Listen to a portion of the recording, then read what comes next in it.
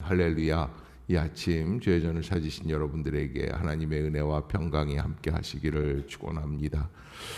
오늘 6장에서 하나님께서는 우리에게 네 가지 병거, 네 개의 바람, 뭐 이런 것들을 또 네 마리의 말, 뭐 이런 것들을 말씀하시면서 하나님께서 앞으로 이 세계를 어떻게 주관해 나가실까, 또 결론은 무엇인가라는 것을 말씀해 주고 계십니다. 오늘 먼저 하나님은 1절에 내가 또 눈을 들어본즉 이렇게 스가랴 선지자가 바라보게 된 겁니다. 새로운 장을 향하여 새로운 환상이 나오게 되는 것이죠. 이제 이 네 병거의 환상을 보게 되는데 어떤 병거냐, 두 산 사이에서 나오는데 그 산은 구리산이더라, 이렇게 얘기를 합니다.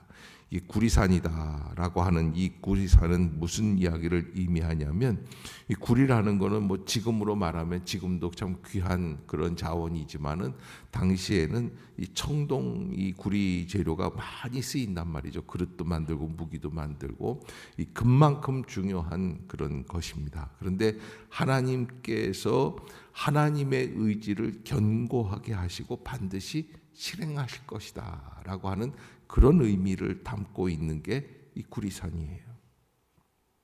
그래서 네 병거가 두 산 사이에서 나오는데 그 산은 구리산이더라, 이렇게 이야기를 하면서 하나님의 의지가 확정적으로 되어 있어서 이제부터 시작하는 모든 역사를 반드시 이루어내실 것이다.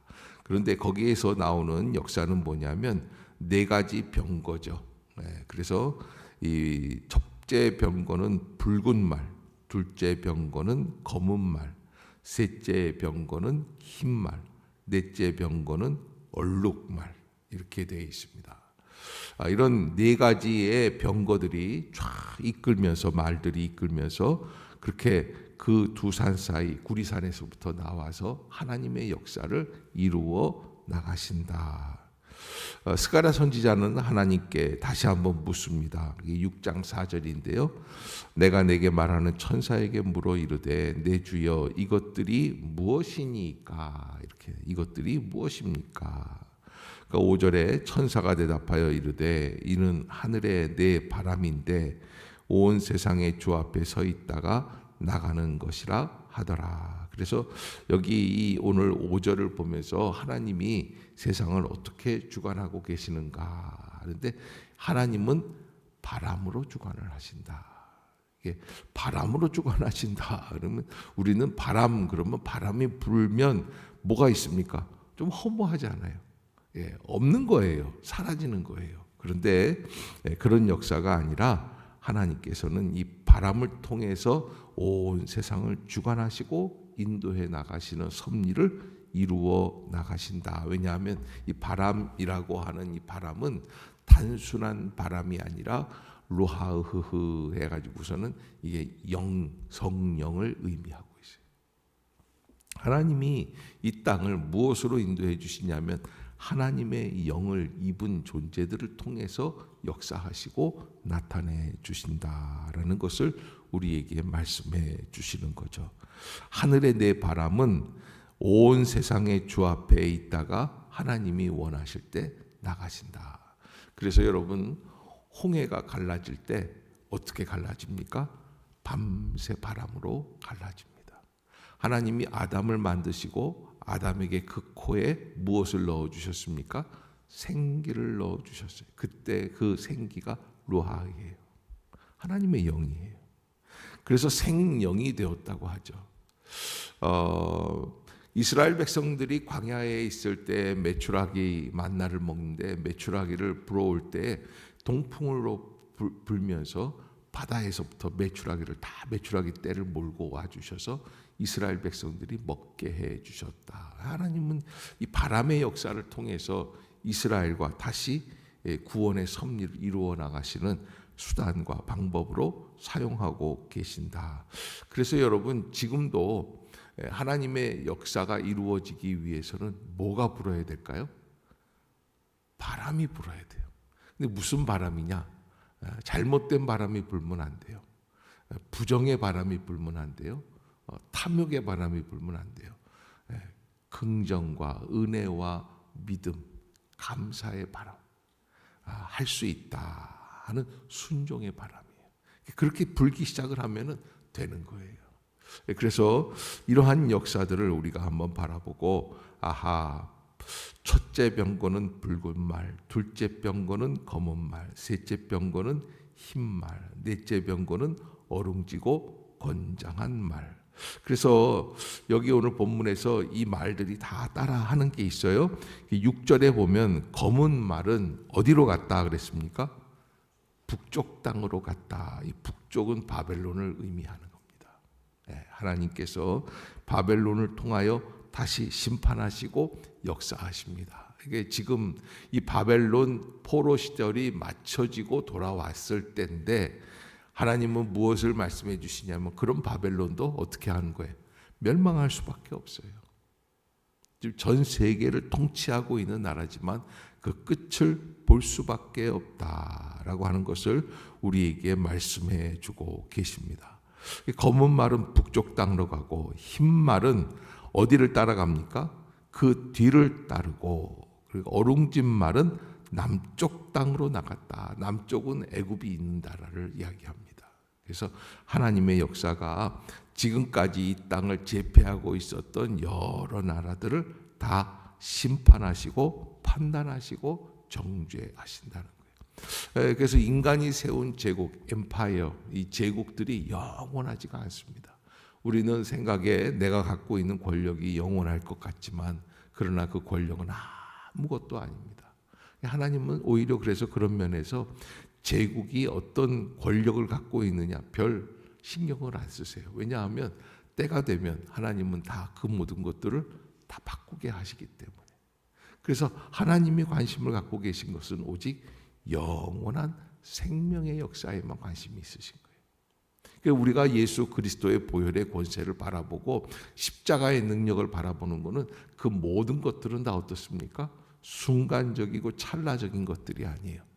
영원한 것들이라는 거예요. 영원한 것과 순간적이고 찰나적인 것. 여러분, 바벨론이라고 하는 제국이 그렇게 여러 가지로 횡포를 부리고 나라들을 못 살게 굴었지만은 불과 200년이 채 안 돼요.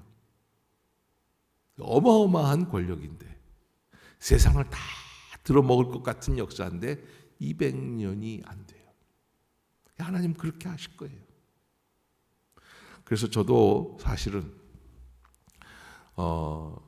중국과 미국에 대해서도, 여러분 가만히 보면 러시아가 고르바초프가 나와가지고 우리는 공산주의 사회주의 방식을 포기하겠다라고 얘기하는 걸 볼 때 꿈 같았었어요. 있을 수 없는 일이었거든요.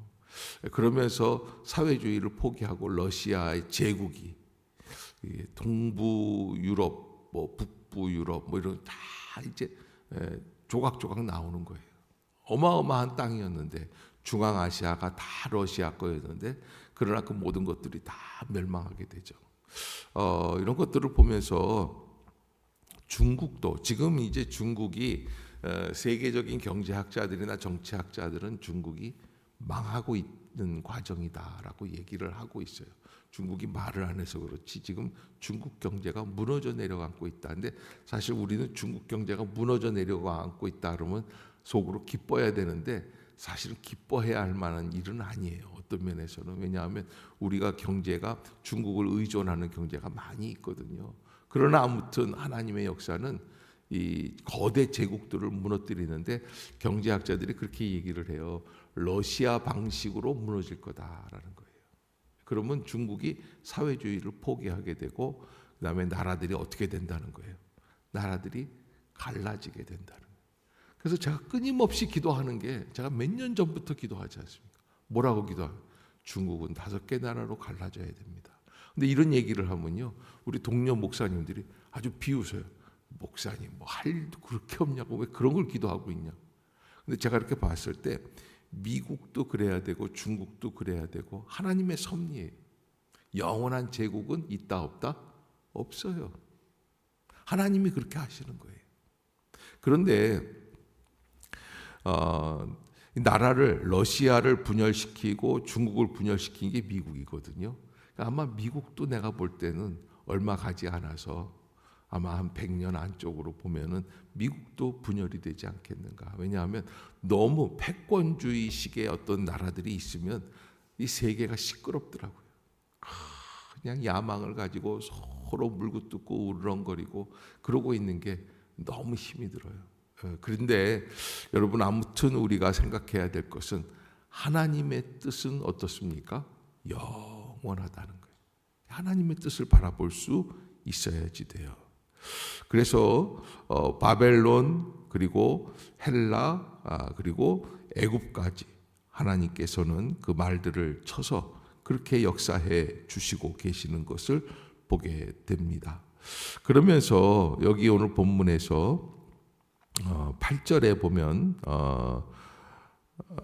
같이 한번 읽어봅시다. 시작. 그가 내게 외쳐 말하여 이르되 북쪽으로 나간 자들이 북쪽에서 아멘. 그래서 내 영을 쉬게 하였다라는 것은 하나님의 심판이, 준엄한 심판이 아주 만족스럽게 이루어질 수 있다. 이제 안도의 한숨을 쉬게 하신다. 왜? 바벨론이 멸망했거든요. 네. 그런 역사들을 하나님께서는 우리에게 보여주고 계시는 거예요. 그러면 궁극적으로 하나님이 이 땅 위의 제국들, 헬라 제국이라든지 애굽이라든지 여러 나라들을 다 멸망시키시면서 하나님이 이끌어 가시려고 하시는 것은 무엇이냐라는 거예요. 여기 오늘 본문에서 10절에 보면은 바벨론에서부터 돌아온 헬데와 도비야와 여디야 그리고 스바냐의 아들 요시야의 집에 들어갔나니 너는 이날에 그 집에 들어가서 그들에게서부터 받는다. 이게 무슨 얘기냐면 바벨론에서부터 포로들이 돌아왔지 않습니까? 그럼 바벨론에서부터 돌아온 사람들이 그냥 맨손으로 돌아온 게 아니라 은과 금, 보석들, 이런 보상금들을 받아갖고 왔어요. 그 보상금들을 받아갖고 온 것을 가지고 11절 한번 읽어봅시다. 시작. 은과 금을 받아 면류관을 만들어 여호사닥의 아들 대제사장 여호수아의 머리에 씌우고 아멘. 여기 이 여호수아, 당시의 대제사장 여호수아지만 이 여호수아는 무엇을 의미하냐면 앞으로 오실 구원자 예수 그리스도를 의미하는 거예요.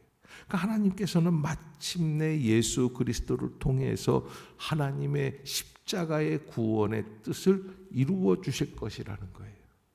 그러니까 여러분, 세계 열강들이 있고 우리는 그런 거에 대단히 관심이 있습니다. 어느 나라가 제패하고 어느 나라가 제패하고. 근데 여러분 가만히 보면 미국이 패권을 잡든지 중국이 패권을 잡든지 러시아가 잡든지 일본이 잡든지 사실 나하고는 큰 문제가 별로 아니에요. 그러면 뭘까요? 나는 무엇을 바라보고 살아가느냐? 나하고 정말 밀접한 관련은 뭡니까? 예수 그리스도의 십자가의 은혜예요. 거기에 진정한 의미가 있어요. 여러분, 이 죽음이라는 게 뭐예요? 어제도 김인승 권사님 부군 되시는 고 정춘성 집사님 돌아가시고 우리가 가서 위로를 해드렸는데 제가 이틀 전에 가서 병상에서 가쁜 숨을 몰아쉬고 계시는 정충성 성도님을 뵀거든요. 그분이요 그렇게 저를 반기시고 그랬던 분은 아니에요. 그런데 직감적으로 느끼신 것 같아요. 이제 만 90세신데 이제는 내가 끝이구나라는 걸 느끼셨던 것 같아요. 굉장히 반갑게 맞이하시더라고요. 굉장히 진지하게 대답하시더라고요. 제가 나오면서 정 집사님 꼭 예수님 손을 붙잡으세요. 예수님께 기도하세요. 예수님 나를 좀 도와주세요. 나를 치료해 주세요. 그리고 하나님 나라로 인도해 주세요. 그러니까 네 하고 다 대답하시더라고요. 아마 한 7년 전인가요? 세례를 받으셨어요. 세례를 집에서 병상 세례로 이렇게 뇌출혈이 있어가지고 쓰러지셔서 몸을 제대로 오른쪽이 왼쪽이었나 그랬던 것 같아요. 부자연스러우셨는데 그때 이제 받으실 때도 별로 그렇게 막 부드럽게 얘기를 안 하셨었어요. 김인승 권사님이 받아라 그러니까 이제 억지로 받으시는 거예요. 그런데 이번에는 굉장히 진지하게 저를 바라보시고 그리고 얼마나 총명하신지 다 기억하시고 다 반응을 보이시더라고요. 그 무슨 이야기냐면 우리 인간은요 가장 중요한 문제는 나와 예수 그리스도, 나와 하나님과의 문제예요. 아멘. 다른 게 문제가 안 돼요. 미국이 어떻고 중국이 어떻고 이건 다 하나님이 쓰시는 도구일 수밖에 없어요. 지나가는 바람일 수밖에 없어요. 근데 정말 중요한 건 뭐냐? 나는 누구냐라는 거예요. 나는 어디에 있는가? 나는 무엇을 하고 있는가? 여러분 바벨론에서부터 은과 금을 받아올 때 많은 사람들이 근데 이 은과 금, 이 재물들이 다 어디에다 쓰일 거라는 거예요. 하나님은 대제사장 여호수아 머리에 얹어놓을 면류관을 만드는 데 쓰일 거라는 거예요. 무슨 이야기예요? 하나님의 영광을 위하여 쓰일 거라는 거예요. 우리가 가지고 있는 재물도 마찬가지고요. 우리가 가지고 있는 권력도 마찬가지입니다. 모든 게 합력하여 무엇을 위하여? 오직 하나님의 영광을 위하여 쓰임 받을 것이다 라는 것을 우리가 알아야지 돼요. 이게 영원히 내 거가 되고 자자손손이 물려주고 이런 생각을 하고 있으면 이건 정말 어리석은 생각이에요. 그래서 하나님은 그 은과 금을 받아서 면류관을 만들어서 대제사장 여호수아의 머리에 씌워 주신다. 그런데 12절 봅시다. 시작. 말하여 이르기를 만군의 여호와께서 이같이 말씀하시되 보라 싹이라 이름하는 사람이 자기 곳에서 돋아나서 여호와의 전을 건축하리라. 아멘. 싹이라는 게 뭐예요? 순이라는 거예요. 새싹. 이거 바로 누구를 얘기한다고 그랬어요? 예수 그리스도를 의미한다. 하나님의 아들 예수 그리스도께서 그 자리에서 다시 나타나신다는 거예요. 그리고 거기에서부터 무엇을 하신다는 거예요? 여호와의 전을 건축하리라. 그래서 이거를 우리가 잘못 알아들으면 성전 건축을 다시 한다는 얘기인가? 수룹바벨 성전을 의미하는 것인가? 아니면 헤롯 성전을 의미하는 것인가? 뭐 이렇게 여러 가지로 이야기할 텐데 그게 아니죠. 예수님이 뭐라고 그러세요? 너희가 이 성전을 헐라 내가 사흘 만에 다시 지으리라 그러세요. 하나님이 고린도전서 3장 13절에 바울은 우리에게 뭐라고 그러냐면 너희가 하나님의 성전인 것과 하나님의 성령이 너희 안에 거하시는 것을 알지 못하느냐라고 말씀을 하시죠. 우리가 궁극적으로 하나님 관심 갖고 계시는 것은 무엇입니까? 정말 하나님을 예배하는 자리, 하나님을 왕으로 섬기는 자리, 하나님의 통치가 이루어지는 성전이 우리의 심령 가운데 있는가라고 하는 것을 말씀하고 계시는 거예요.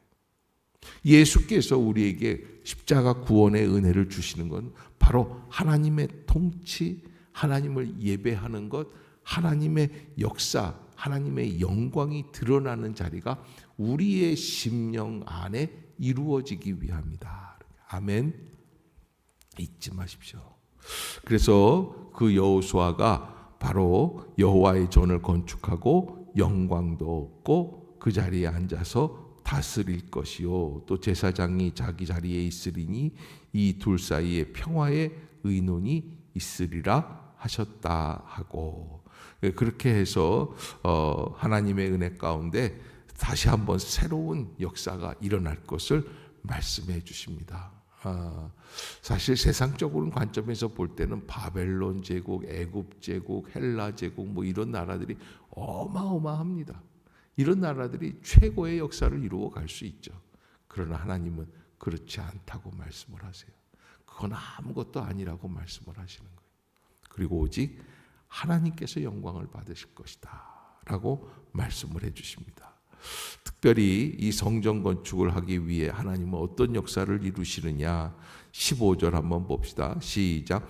먼데 사람들이 와서 여호와의 전을 건축하리니 만군의 여호와께서 나를 너희에게 보내신 줄을 너희가 알리라. 너희가 만일 너희 하나님 여호와의 말씀을 들을진대 이같이 되리라. 아멘. 지금도 예루살렘에 가보면, 지금은 전쟁이기 때문에 잠시 쉬고 있겠지만 전 세계에서 매일같이 수만 명이 예루살렘 공항에 들어오는 거예요. 뭐 하러? 성지순례하러. 전 세계의 사람들이 어떻게 하느냐? 하나님의 성전을 이루어 가기 위해 하나님 앞으로 나오고 있어요. 아마 지금부터 2700년 전, 2500년 전 이 스가랴 선지자는 생각도 할 수 없었던 어마어마한 역사예요. 근데 앞으로 하나님의 역사는 그쪽으로 나갈 거예요. 계속적으로. 전 세계의 사람들이 와서 하나님의 성전을 건축하는 것, 하나님의 집을 세워나가는 역사예요. 여러분, 전 세계가 다 그렇게 하고 하나님의 방향이 그거예요. 그런데 나는 어떻게 해요? 나는 안 나가. 나는 안 해. 여러분, 이 7월 5일 12바구니 축복의 성회를 준비하면서 그런 분들이 계세요. 아니 12시간을 어떻게 깨어서 있어? 나는 지금 나이가 몇이고 나는 어디가 아프고 나는 어떻게 있고 잠시 앉아있는 것도 힘이 들고 괴롭고 답답하고 그러는데 어떻게 그거를 하자는? 와 봐라.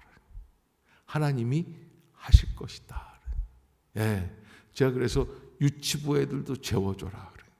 예, 그게 자면서라도 우리가 성전에서 채워 나가자. 여러분, 하나님의 방향은 바로 하나님의 뜻을 세워나가는 데 있는 줄로 믿습니다. 잊지 마세요. 우리의 가지고 있는 모든 에너지를 다 총동원해서 가장 중요한 하나님의 뜻을 세워나가는 일에 집중해야지 되는 것이죠. 하나님의 전은 그렇게 세워질 것입니다. 그러나 우리는 하나님의 뜻을 잘 알지 못하기에 하나님의 뜻을 어긋나게 내 생각대로 하려고 합니다. 그러나 여러분, 이 모든 것을 이루시는 게 뭡니까? 다시 앞으로 돌아가면 하나님의 바람이 하실 겁니다. 바람이 불어내는 바람의 역사가 있어요. 그 놀라운 역사 앞에서 우리는 그 바람을 하나님 앞에 통하여 영광을 돌릴 수 있는 심령들이 되시기를 주의 이름으로 축복합니다. 기도하겠습니다.